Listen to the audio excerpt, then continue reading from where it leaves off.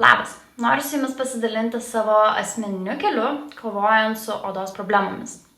Anksčiau mano smilkiniai buvo nusėti giluminiais aknės spuogais, apie kurių buvimą primena likę randeliai. Dabar taip pat susiduriu su odos problemomis, tai yra netolygus odos reljefas, papilkėjusi, gyvybingumą praradusi oda. O šiuo sezonu šaltuoju oda tapo jautri, rausta ir dehidratavusi.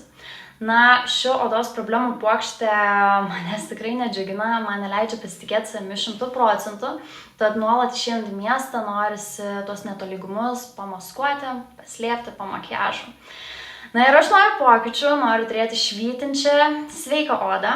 Štai kodėl aš prisijungiu prie MEF švytinčios odos 28 dienų iššūkio. Manau, kad tai yra mano kelias į laisvę bei meilę savo ir savo odai.